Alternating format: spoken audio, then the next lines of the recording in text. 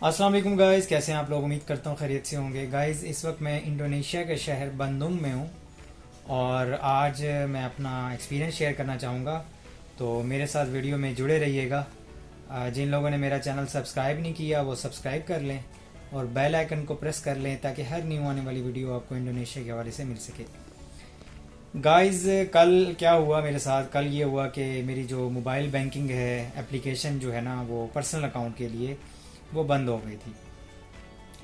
तो उसकी वजह क्या थी? उसकी वजह ये थी कि मेरी मिस्टेक ये थी कि मैंने जो है ना दूसरे मोबाइल में सिम डाल दी थी जो मैंने न्यू लिया था। ठीक है, और उसमें सिम डाली है।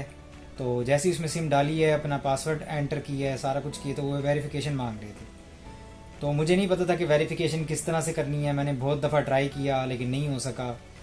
तो फिर मैं नेक्स्ट डे जो है, फिर ये है कि ऑफ था, बैंक की छुट्टी थी उस दिन, संडे था, आज मंडे है। तो मैं बैंक गया तो उनसे मैंने ये सारी बात शेयर की। तो उन्होंने मुझे बिठाया, एक फॉर्म फिल किया, मेरे साइन लिए। ठीक है, उसके बाद उन्होंने कहा कि आपने ये मिस्टेक नहीं करनी, आपने जिस मोबाइल में मोबाइल बैंकिंग चलानी है सिर्फ उसी मोबाइल में ही आपकी सिम रहे और आपने सिम चेंज नहीं करनी। तो बहरहाल फिर उन्होंने फिर क्या किया, उन्होंने कहा कि आपको एसएमएस भेजना होगा हेल्पलाइन नंबर पे। तो मेरा बैलेंस कम था जिसकी वजह से फिर ये है कि उनको मैंने पे किया, क्रेडिट डलवाया। क्रेडिट डलवा के उन्होंने मुझे बैलेंस सेंड किया।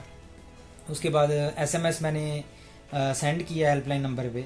उसके बाद कोड आया, ओटीपी कोड एंटर किया। तो उसके बाद जाके उन्होंने अपने सिस्टम के थ्रू जो है ना मेरा वो एक्टिवेट कर दिया मोबाइल बैंकिंग। ठीक है, और दूसरा ये कि मोबाइल बैंकिंग तो एक्टिवेट हो गई मेरी। ठीक है, लेकिन ये है कि जब मेरा ये मोबाइल एप्लीकेशन बंद हो गई थी तो लास्ट डे जब संडे था कल, तो मैंने बहुत ट्राई किया। मैंने कहा हेल्पलाइन नंबर से ही रब्ता हो जाए, लेकिन मेरे पास बैलेंस शायद कम था जिसकी वजह से हेल्पलाइन नंबर पे कॉल नहीं हो पा रही थी। फिर मैं बैलेंस डलवाने गया। मैंने सोचा कि चलो मिनिमम बैलेंस होता है यहाँ 5,000 का। ठीक है, 5,000 से ऊपर का करवाया मैंने, 10,000 का करवा दिया। मैंने कहा चलो बीच में बंद ना हो जाए, मैं एक्स्ट्रा करवा लेता हूँ। तो एक्स्ट्रा बैलेंस करवाया जिसकी वजह से उसने मेरे से नाम पूछा है, सिर्फ ऑपरेटर ने मेरा नाम क्या है, मेरा अकाउंट नंबर क्या है, ये चीज़ मैंने बताई है और बैलेंस ख़त्म। यानी कि यहाँ पे बरकत नहीं है बैलेंस की। यानी कि 10,000 का बैलेंस लगा के भी ना 10,000 का तकरीबन 170 रुपये बनते हैं पाकिस्तानी, तब भी कॉल नहीं हो सकी। ठीक है, और लेकिन यह है कि अगर आप हेल्पलाइन से रब्ता करेंगे, अगर आपका जो मोबाइल बैंकिंग अगर काम नहीं कर रही, तो मोबाइल बैंकिंग के थ्रू बहुत कुछ चीज़ें हो सकती हैं। आप पेमेंट ऑनलाइन कर सकते हैं, आप क्यूरीज जो है ऑनलाइन पेमेंट के थ्रू आप खाना खा सकते हैं। तो मसला हो गया था बहुत सारा ना, मैं ऑनलाइन पेमेंट नहीं कर सक रहा था। ठीक है, कल खाना खाने भी गया था तो वहाँ भी ऑनलाइन पेमेंट नहीं हो पा रही थी। तो वो आपने जो है ना ये चीज़ का ख्याल रखना है। ठीक है, और आपने जो सिम चेंज नहीं करनी, दूसरे मोबाइल में नहीं डालनी, जिस मोबाइल में सिम है और उसी में सिम रहे तो ज़्यादा बेहतर है। ठीक हो गया, वरना ये है कि आपका जो है ना वो बंद हो जाएगी एप्लीकेशन, फिर आपको बैंक जाना पड़ जाएगा, बैंक वाले ही इसे ओपन कर लेंगे।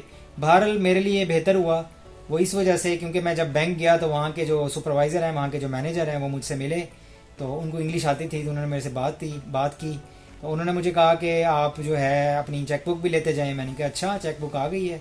तो मैंने उनको कहा मुझे ज़रूरत तो नहीं है। उन्होंने कहा लेकिन आपकी पहले से डिडक्शन हो चुके हैं, पैसे हमने आपके अकाउंट से डिडक्ट कर लिए हैं, अगर आप नहीं लेते तो वो एक्सपायर हो जाएगी, 1 महीने का टाइम होता है, और अगर एक्सपायर हो गई तो फिर हम आप नए सिरे से आपको चार्ज करेंगे 2,75,000 इंडोनेशियन। तो मैंने कहा भाई आप दे दें फिर मुझे। तो वो समझो मेरा फ़ायदा ही हुआ है कि मेरी सिम जो है ना मोबाइल बैंकिंग बंद हुई है, तो मुझे बैंक जाने का चांस मिला है और वहाँ से उन्होंने जो मुझे है चेकबुक दे दी है। ठीक है, चेकबुक कौन सी दी है? वो बिज़नेस अकाउंट के हवाले से दी है, ताकि जो बिज़नेस के जो मैं मामलात हैं उसी से ऑपरेट कर सकूँगा। कैश विड्रॉ भी कर सकता हूँ और कैश ट्रांसफ़र भी कर सकता हूँ चेकबुक के थ्रू। ठीक है गाइज़, उम्मीद करता हूँ आपको वीडियो पसंद आई होगी। तो आपने ये मिस्टेक नहीं करनी, मैंने कहा सोचा आपको अपना एक्सपीरियंस शेयर कर दूँ आज का। तो होपफुली आप जो है इस पर अमल करेंगे। मुझे इजाज़त दें, अगली वीडियो तक मैं इंशाल्लाह फिर आऊँगा। अल्लाह हाफ़िज़।